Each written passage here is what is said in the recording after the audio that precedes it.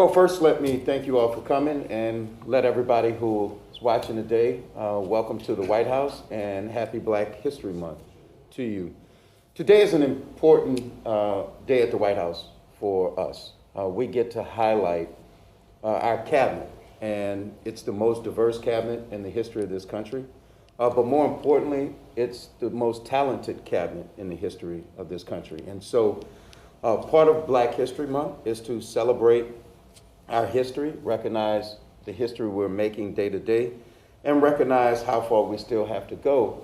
But as we recognize where we are, I like to point out the excellence and talent and thought leaders that we have in the country. And so assembled around this table are the top people in their field, not the top Black people in their field, but the top. And so when we thought about assembling the cabinet, and when the president made his pledge on the campaign trail that he would have the most diverse cabinet in the history of the country, he knew that he could have the most diverse talent, but at the same time have the best talent in the history. So, and we don't have here, and people always say we have 6 African-American cabinet members. Actually, it's 7 because you have to count the vice president, who is also an historic person. So part of what the purpose of this is not just to brag that we have the best talent in the administration, the best Black talent, but for people to understand and know who we are and our life experiences. Jim Clyburn's book is called Blessed Experiences because he really believes, and I do too, that we're all defined by our life experiences. So what we want to do is kind of share with the country and all of those that are joining us here today what those life experiences were for us, how it drove us to be agents of change and to dare to be the best in whatever area that we're in. So with that, let me just open it up, and I'll start with Secretary Austin. Your appointment was historic, the first. And I guess the real question is, how did you get to where you are? And did you see it, would be my question. Well, thanks, Secretary. And let me just say up front, I could not agree more with you in terms of the talent that's sitting at this table. I get a chance to work with them on a daily basis. They are awesome. And I really feel honored and fortunate to be on the same team with them. I come from a small town in South Georgia, Thomasville, Georgia. I had a great opportunity to go to West Point for my undergraduate education, and my goal in life when I was a cadet was to graduate, complete 5 years in service, which was the mandatory service requirement, and then I was going to get out and go become a lawyer. What I discovered after being in the Army for a short period of time is that I really loved what I was doing. I love being with soldiers. I love leading. I love being a part of a great team, being a part of something bigger than myself. And that passion really allowed me to do what was needed in terms of investing the time, investing the effort to become pretty good at what I was doing. And so 41 years later, I took the uniform off. And as you know, I was offered a year plus ago, offered the opportunity to join President Biden's team, and I really feel fortunate to be able to come and join the team. Again, you mentioned his investment in diversity. I cannot speak more highly of the example that he has set, and I know firsthand that the president is committed to that issue. Well, thank you. And just so you all know why you all are in the cabinet and I'm not, is because I just can never get it right. So we probably should have started with introducing everybody. So I just wanted to start with just letting everyone know who you are and your role. And I started with our Secretary of Defense, who was the first African-American male Secretary of Defense, Lloyd Austin. We have our Acting Director, soon to be Director of the Office of Management and Budget, Shalonda Young. We have our Administrator of the Environmental Protection Agency, Michael Regan. We have, to my left, a former Congresswoman from Cleveland, Ohio, and Secretary of Housing and Urban Development. We have C.C. Rouse, who is our Chair of the Council of Economic Advisors. And then we have Ambassador Linda Thomas Greenfield, who is our U.S. representative to the United Nations. So in that same light, same question, because some of these things are really historic, but I guess my question for you, Madam Ambassador, is life of working in this area, but, you know, Louisiana, home girl, how did you get here, and what are those moments along the way that you really think had a big impact? Thank you, Cedric, and again, I'm delighted to be here, and I'm honored to be in the President's cabinet. Like Secretary Austin, I came from a small town in Louisiana, Baker, Louisiana. I went to segregated high school and eventually was accepted into Louisiana State University after the university had a lawsuit that ordered the university to take more African Americans. And then I went through 4 years of suffering at that university. It's not a great thing to experience, to be somewhere where you're not wanted. But I look back on that experience and realize that that experience helped me build my adversity muscles that allowed me to move beyond that experience, see that experience as a positive one, despite the challenges that I faced. And I went on to graduate school, and like Secretary Austin, I had intended to go to law school. That was my goal. But I ended up in graduate school and got my first opportunity to travel to Africa when I was 26 years old, and the rest is history. I ended up meeting people who worked at the U.S. Embassy in Liberia, and 30 years later, I was the ambassador to Liberia. And when the president offered me this position, after I'd already spent 35 years in the Foreign Service, I'd retired, I was honored to come back and be his ambassador to the United Nations. Well, thank you. And then, you know, I'll switch right over to our administrator of the Environmental Protection Agency, which your background, your life experiences, and now combined with your role and responsibility of protecting the very communities that we came from, just how has, one, that set in, but how does it highlight the important role of having Black people at the top of government and in positions of authority? Yeah, thank you for the question. And I too, like my colleagues, it's just an honor to be on the cabinet and sharing it in this space with these people. This is a special group. I grew up in Eastern North Carolina, hunting and fishing with my father and grandfather, spending time outdoors. So there's always been a connection to natural resources. Both my parents were public servants. My mother was a nurse for 40 years, father a Vietnam veteran and a retiree of the military. And so public service has always been critical. And I attended North Carolina A&T State University, a historically Black college and university, because, you know, I wanted to get that sort of investment in myself from people that looked like me. I studied environmental science, which, you know, wasn't at the top of the list for higher earning jobs at the time, but, you know, it spoke to me in terms of how I was raised and what I valued. Actually, the first job I had was an internship at EPA. So I spent my first few years at the agency before leaving. And, you know, I did not see a lot of people that looked like me at EPA, which is partly why I left the first time. But as I got career experience in the nonprofit world and in the environmental world period, there are a lot of us in the leadership positions.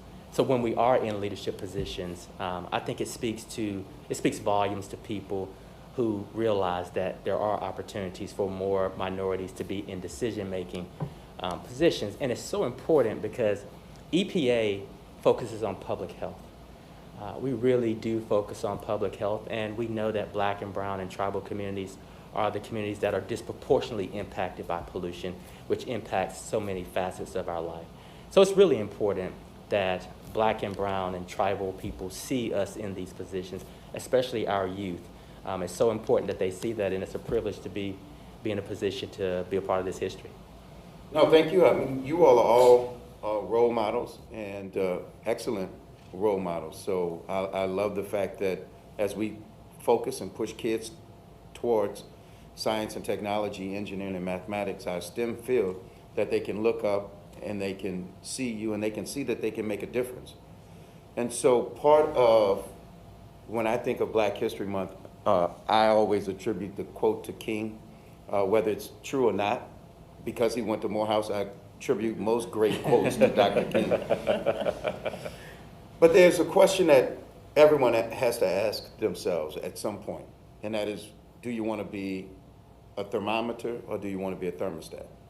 And a thermometer just monitors the environment and tells you what's going on. But a thermostat monitors the environment, then applies the necessary action to change the environment to what they want it to be.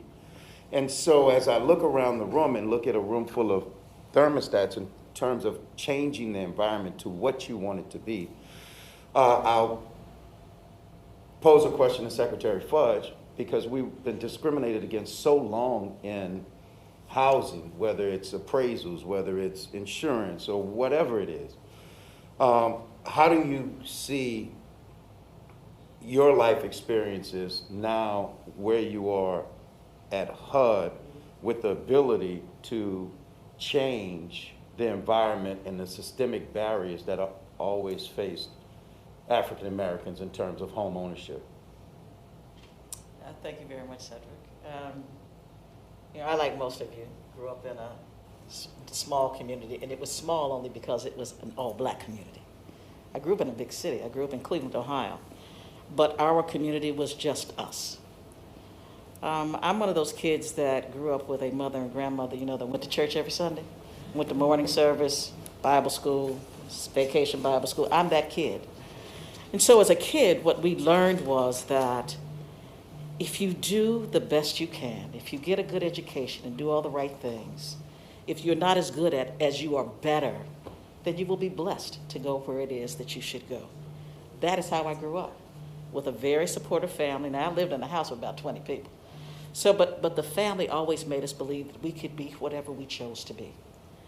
And so I've been a public servant most of my adult life. But what I have never forgotten is all of the people that I know personally who live in public housing.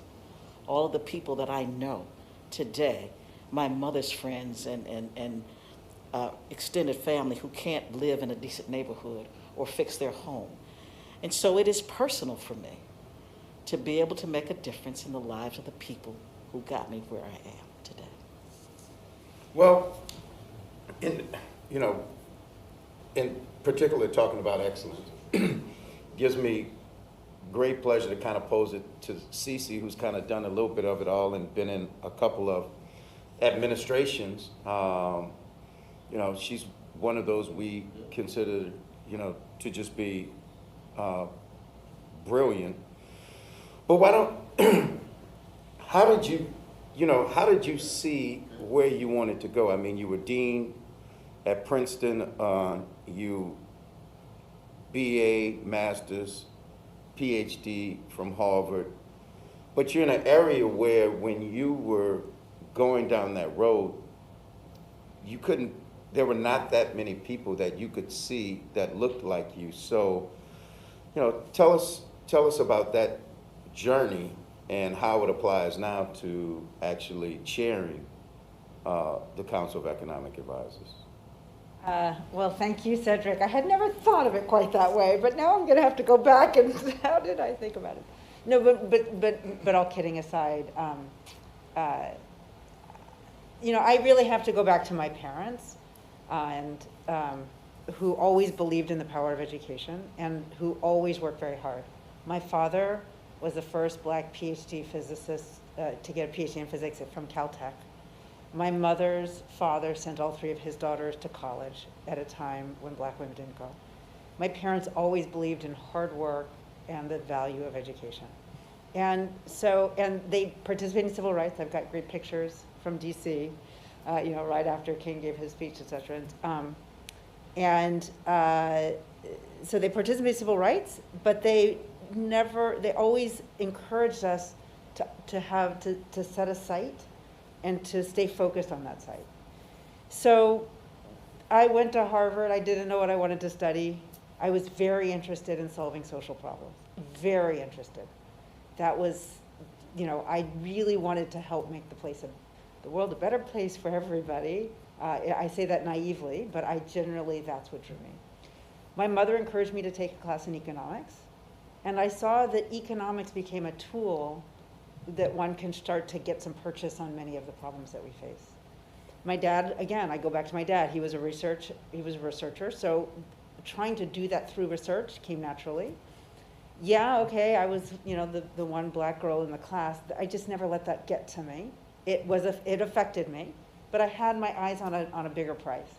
I was just really motivated by what I was trying to do. I loved it.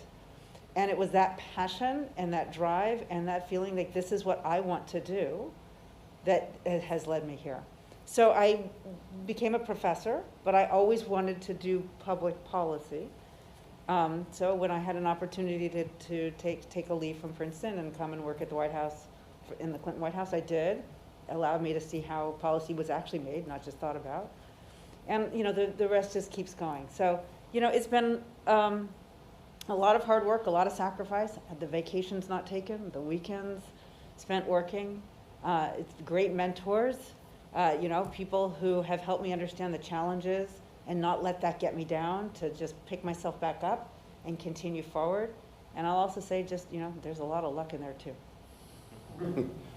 Well, let me, now turn it over to our acting director, but soon-to-be director of management and budget. And I tried to put space in between the ambassador and the soon-to-be director, because I just didn't want to just rub it in that we have so many Louisiana people in at the highest level of government.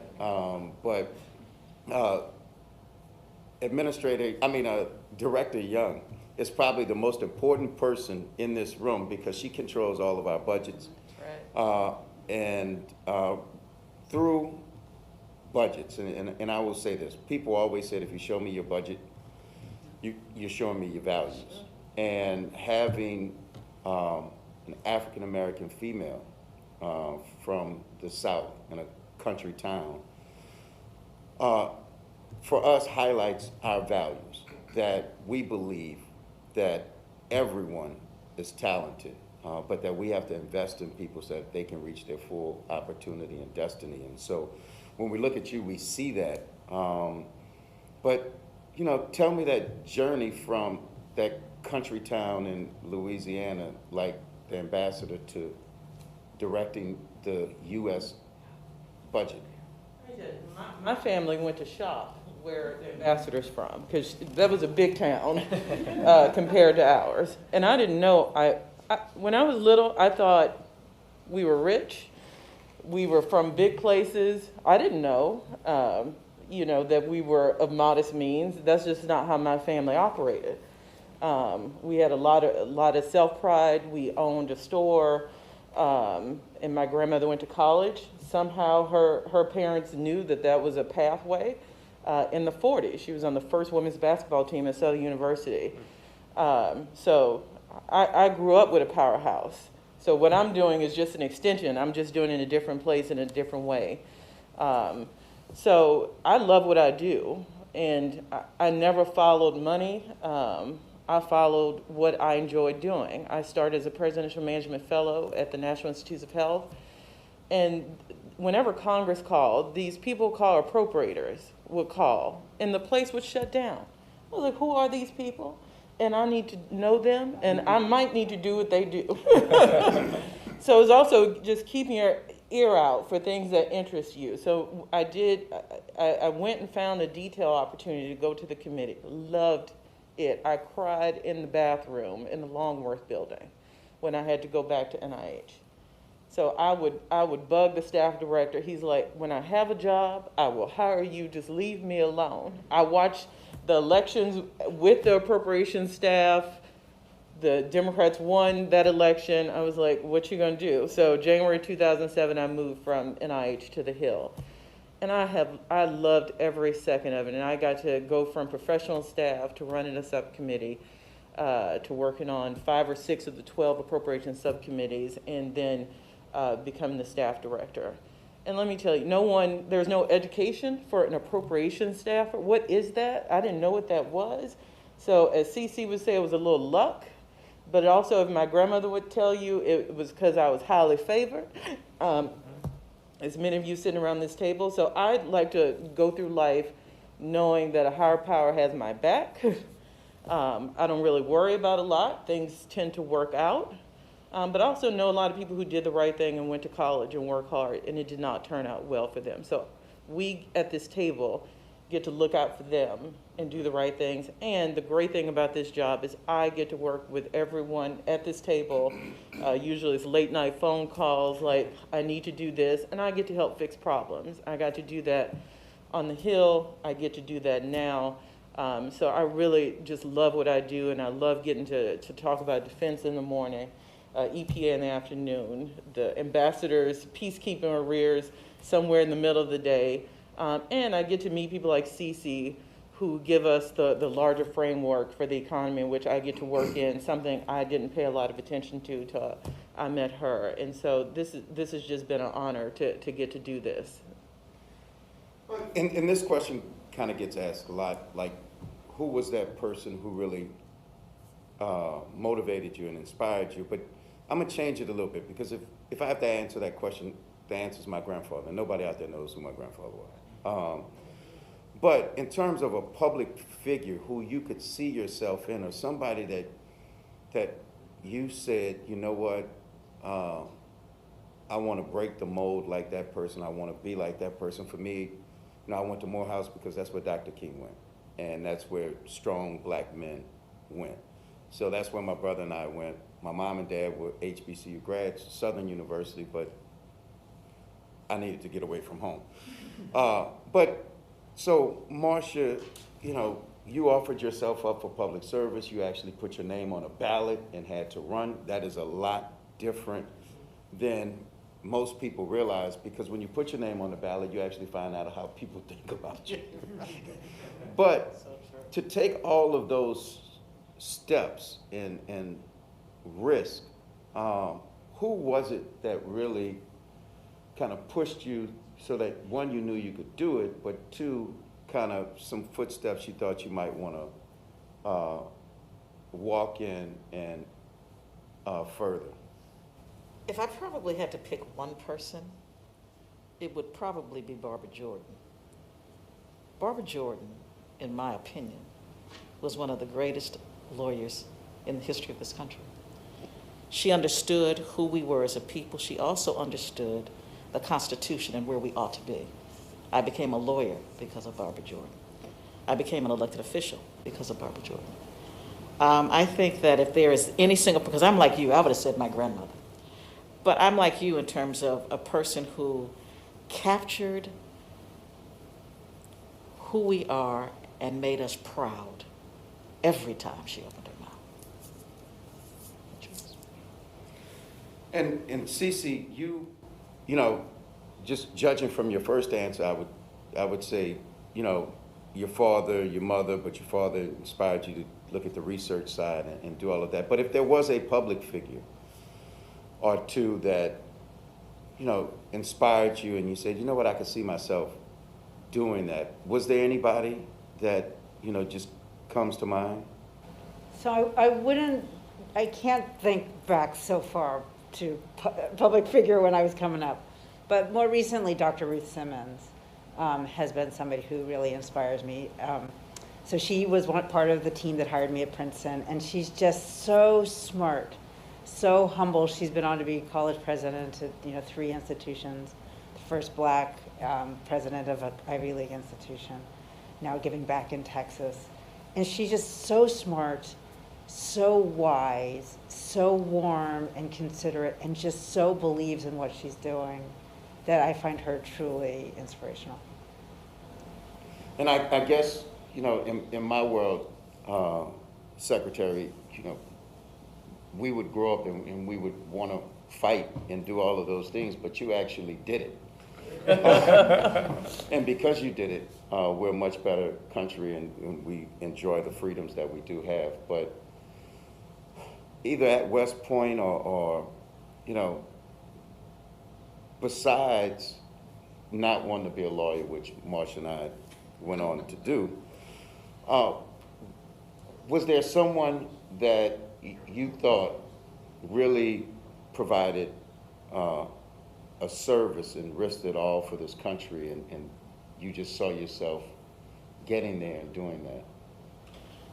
Yeah, if you will allow me to make one comment up front. You are a general, Yeah. and you're about 6'4". You can do whatever you want. So Cedric, I got to tell you, and I know all of these great people very, very well. The display of humility in this room is striking. And I can tell you that it's genuine because I do know these people, but it's striking. And it's not what you would expect, what you would think, but people who have achieved so much. But the common themes that you hear are do things that you love to do, that you can be passionate about. And the supportive family piece, I think, is also very striking. Because if you'd asked me the question that you asked Marsha, I would have said the same thing. It's that family that picked you up and dusted you off. I have had a number of role models along the way, but initially the first tough thing I had to do, Cedric, was to go to West Point and finish and be successful. So one of my initial role model was Henry O. Flipper. He's the first African American to graduate from West Point. He's also from the same hometown that I'm from, in Thomasville, Georgia. And the things that he had to go through in order to graduate and become an officer in the Army, sacrifices that he made, were just extraordinary. And I felt that if he could do that in that day and age, surely I could be successful as well. And so I think he was a great role model for me. Along the way, I had other role models that mentored and helped me, but initially it was him. So. Well, let's shift a little bit, because it's one thing to be there, and it's one thing to have Black people at the top levels of government, but unless it's making a real difference, then it doesn't matter. And so I would shift to you, Administrator Regan, when we, especially this administration, which we haven't talked about the president much, but to have a president who is so focused on equity and inclusion, not afraid to say the word systemic racism or all of the other things that we talk about. And so you are charged with doing some pretty amazing things. And so the question becomes, with your task and some of these big roles from the infrastructure bill and others, why it's important to have Black people at the top levels of government. I think the representation is so important, partially because of an answer that Marsha gave earlier, which is, for her, it's personal. For me, it's personal. I've had to reach for an inhaler on a high pollution day, and I understand how it feels to try to get that breath. I think many of us have relatives and friends that live in homes in areas where they question the quality of their drinking water.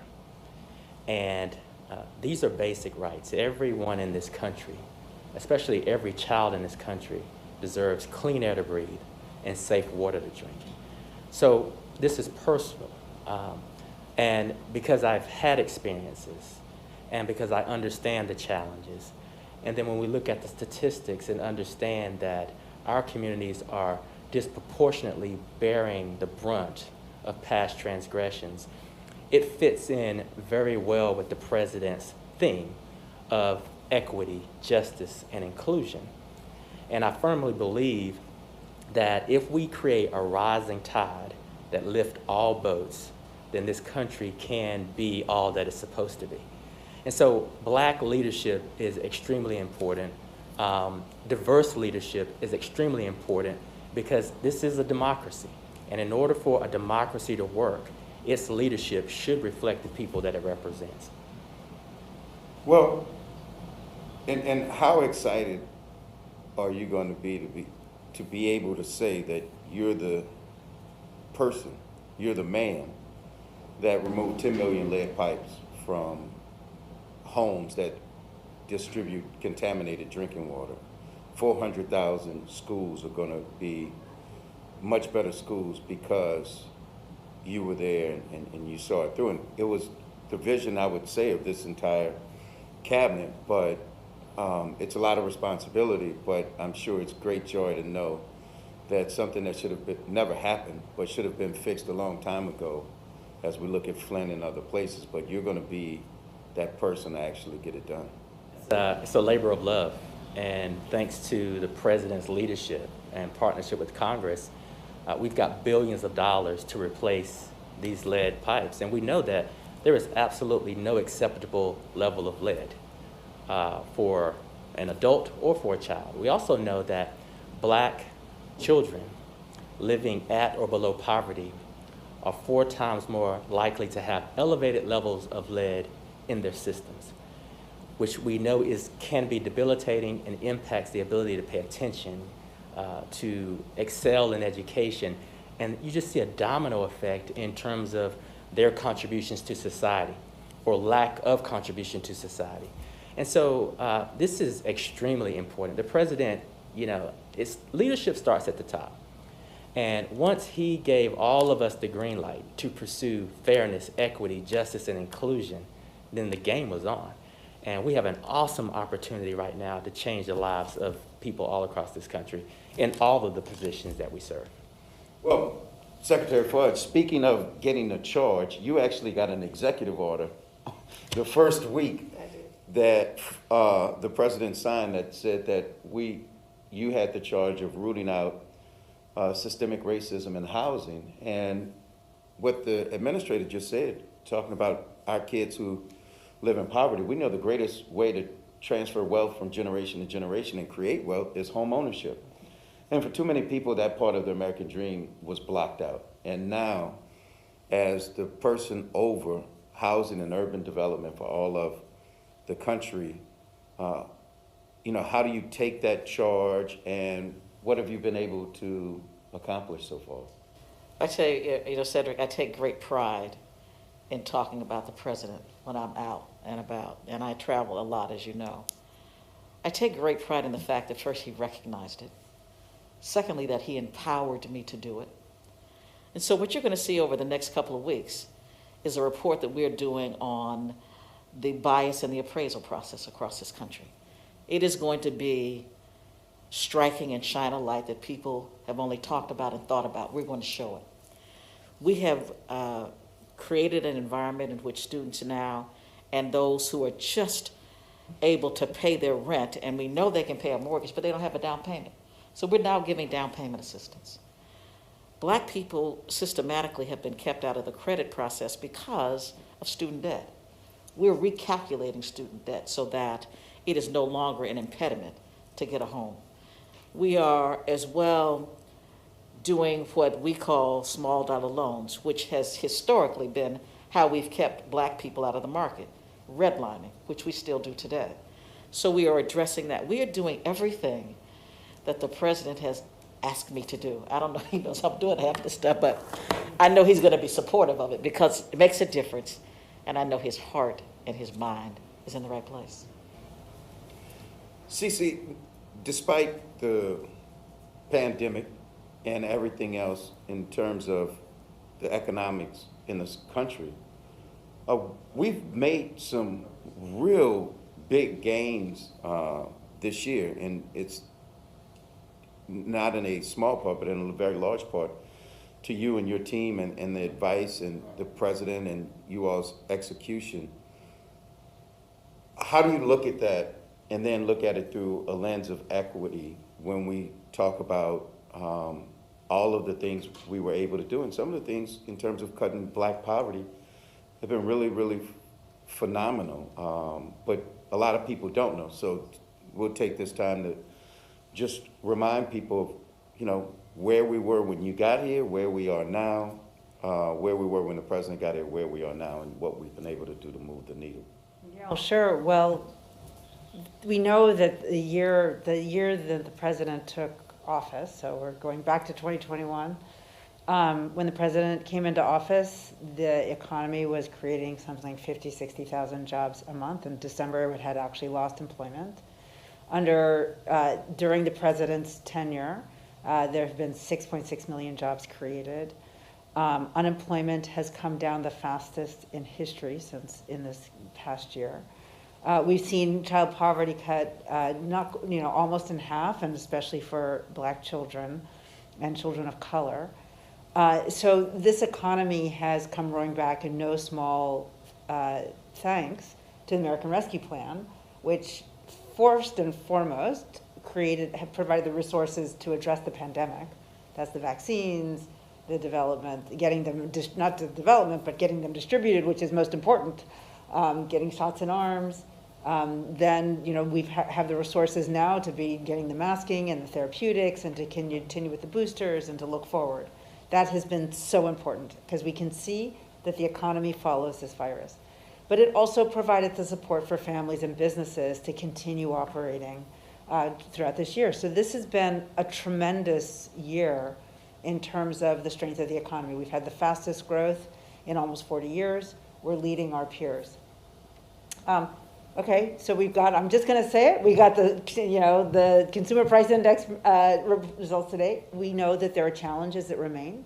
And these challenges are particularly difficult for families of color, for Black families. We've seen larger wage growth, for lower wage workers, but nonetheless, we know that these price increases are a challenge. So the president is focused on that too.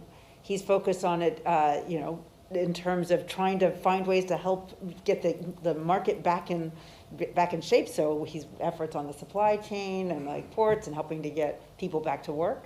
Also understand that this is the purview of the Federal Reserve and he respects that.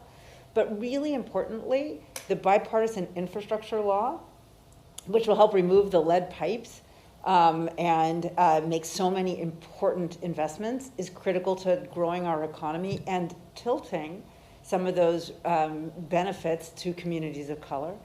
And we really do need in the Build Back Better plan, the elements there, which is the child tax credit, which helped reduce child poverty, the investments in education, including the HBCUs and minority-serving institutions and tribal colleges and universities, are so important. That the care economy, helping to ensure that those, particularly women and women of color, are paid fairly, so that those we love are being taken care of. Those are investments that the president is also very focused on, which will help our communities as well. So it's been a great year. We know there are challenges that remain, and there's more work to be done. I think part of that question about having people at the top that makes a difference. When we came in, we inherited a PPP plan that we passed in Congress that the big companies came in and sucked up all the money.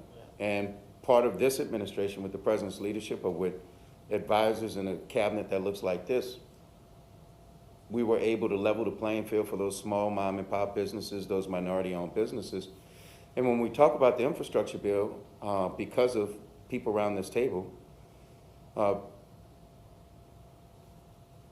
how important we think this is, we put it in an infrastructure bill, but we made the Minority Business Development Agency permanent in the infrastructure bill, made the director of it Senate confirmed, and seated it with about $110 million because we know how important those small businesses and Black businesses are to communities. But Ambassador, my question to you is, how do we tie this, because you play in a space that many of us don't pay attention as much because, you know, like my mother said, I'm so busy trying to keep a roof over your head, clothes on your back, and food on the table. I am absolutely not paying that much attention to what's happening outside of my neighborhood, my city, my state, much less outside the country. You have the awesome task of managing relations for this country with the world. And as a black woman, I know that that is an awesome job, responsibility, but one that you do amazingly well. How does that tie in to, one, Black America, and two, just where we are going forward? I thank you for that question, and it's really an important question because the challenge that I have is not building the relationships. The challenge that I have is making sure that I am pursuing a foreign policy for America that addresses the needs of the American people. So the president established 4 goals when he came on board: dealing with the pandemic, dealing with climate change, dealing with issues of racial inequities and racial justice, and economic recovery. And these are all issues that are important on the international stage that impact everyday Americans. And so I have tackled all of those issues as the ambassador to the United Nations in terms of making sure that our COVID response has been broad, has been known. So when I travel overseas, I always make sure that I am there to receive COVID vaccines that the United States is contributing, because we know that we cannot address this pandemic here in the United States if we don't address the issues overseas. When I'm overseas, we talk about climate change and the impact of climate and what we can do and what other countries can do that will help improve our climate for our environment for the globe. We talk about issues of racial justice, and that is extremely important for me because it's an issue where people think we are weak. And so they think they can criticize us on racial justice issues. And so I have been very, very clear. We do have issues. I can acknowledge those issues. The vast majority of other people don't acknowledge their problems. I don't think China would acknowledge that they have huge human rights violations taking place in China. I can acknowledge U.S. weaknesses, but also talk about what we've done to accomplish dealing with those issues, including having us around the table. And then the issues of economic recovery. The pandemic has had an impact on the entire global economy. And that economy is very connected to our economy. So how we address economic issues around the globe are important to how we address economic issues here. And getting that message out to the American people that you need to care about foreign policy, you need to care about what we do when we are representing you overseas has been an extraordinarily challenging part of my job, but it's been the part of my job that I take the most seriously since I have been in New York. No, and as you speak, you remind us that especially Cece and I probably see it here and talk about it a lot more, and that's those supply chain issues that are raising costs for people here in America because we're coming out of this pandemic strong, but everybody around the world is not. And so if factories are closing around the world that we get our goods and supplies from, then it is decreasing that supply, and because of the demand, prices are going up a little bit. But, you know, also, I will just tell you this, and it's not a part of Black History Month, it's a part of who I am. You find out how people, you know, care about you and how much they value you when you're down and out. And after Katrina, we saw how people really saw us. But there is a sense of profiteering going on during this pandemic too, and it's something that the administration is trying to address because we believe that this is a country where we're better when we bring people together and we help people when they get knocked down. But speaking of people getting knocked down and helping them, to the woman with all the money all the money in the country. You don't print it, you just spend it. So, point to some areas that we're doing some really good stuff that other people have not done, but we're doing it in terms of equity. And so whether it's community violence intervention that we want to put in Build Back Better and those things. But I think that that's one of the examples of things that this administration that is doing specifically aimed at communities of color to fix barriers and issues that are there. And we can think of education in other areas. But since you're the one that spends all the money, why don't you? Well, one thing of importance to me, and you just hinted at one thing that colors it for me, is disaster response. So Cedric probably remembers this. You remember this, Ambassador. Growing up, we had hurricane trackers. You watch the news, and you learn how to be young meteorologists growing up in South Louisiana. So that colors, who you become. And on the Hill, I remember joining the Appropriations Committee. I thought I'd work on health funding issues. And the staff director at the time was like, "You from Louisiana, why don't you go do FEMA?" It's like, "I don't want to do FEMA." He was like, "But we're still recovering from Katrina. Go help it." And it turned out to be a great thing for me and something I continue to look at. I remember one instance, this administration took decisive action. You remember some of our communities don't always have paperwork and titles. You pass it from family member to family member, and that has been a historic barrier to getting disaster aid. So these families who don't have the right paperwork, but it's been in this family, in the Coleman and the Matthews family for 100 years, but yet and still they could not get a tarp on their roof because they did not have the proper paperwork. This administration saw that, fixed it, got ahead of it. We still have a lot more work to do, but those communities, and especially thinking back on Katrina, suffered mightily. And sometimes disaster response did not meet the challenge, especially for communities of color who take a disproportionate share. So we're doing more resilience here in Congress. The two former Congress people passed bills that allowed us to spend on something we call the BRIC program. So we've now, as an administration, implemented that to spend billions of dollars in communities so we don't have the same destruction we had in past storms. And guess what? The climate is changing. And we see that in wildfires. We see that in the intensity of these storms. These 100-year storms are now becoming every few years. And disaster response is something important to me, probably because of where I'm from, and also recognizing that our communities didn't always get the same response that others did. So that's something. It matters who is making the decisions there, and I hope to be a part of that solution. And Secretary Fudge has a big role in how we handle housing after disasters. And you're right, the Community Violence Initiative, that is something new from this president. Our communities disproportionately have a share of violence in neighborhoods. So our proposal not only looks at the justice side, but also the social services side. What can we do? What can we invest in to make sure that we take preventative measures so we don't have to engage the Department of Justice and police side of the equation? So you see the equal resources in Health and Human Services as you do in the Department of Justice. So those are the things where budgets matter. Your budget is your values. This president always says that. And we are trying to do that through the budgets we put out in his name.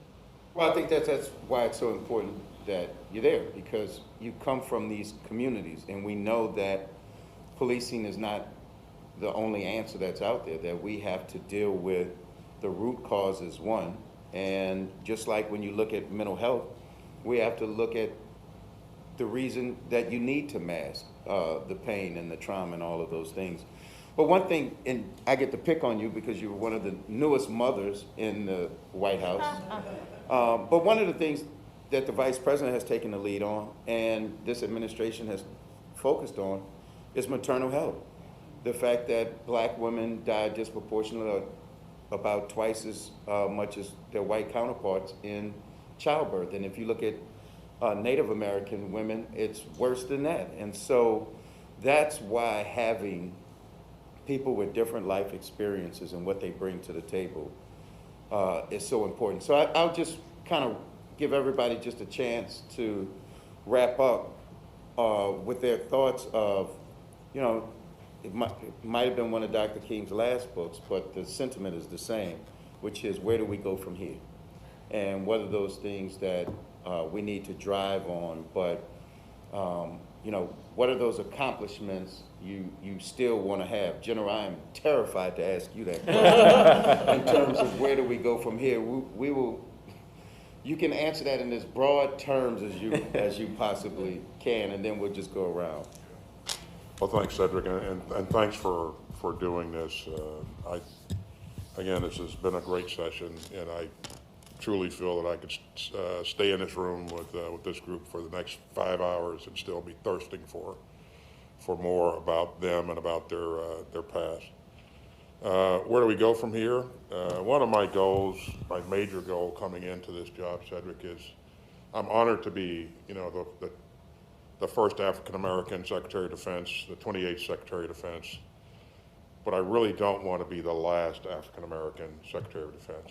And so I want to make sure that I create the conditions that you know, young people out there that are looking at this video can really relate and say, I could be him, or I could, you know, I can be very, very successful in a Department of Defense if that's, you know, if that's what I choose to do. As you know, what I think about every day, 24 hours a day, is defending this country. I have a great team that's with me, that helps me do the things that we need to do. But I think, again, as I do that, you know, one of the things I want to do is make sure that I create as an inclusive environment as possible. You know, diversity is really important to us, and I think the military has led the way in a lot of cases with respect to diversity. I got to make sure that we continue to make strides, and I equate diversity being to being invited to the dance.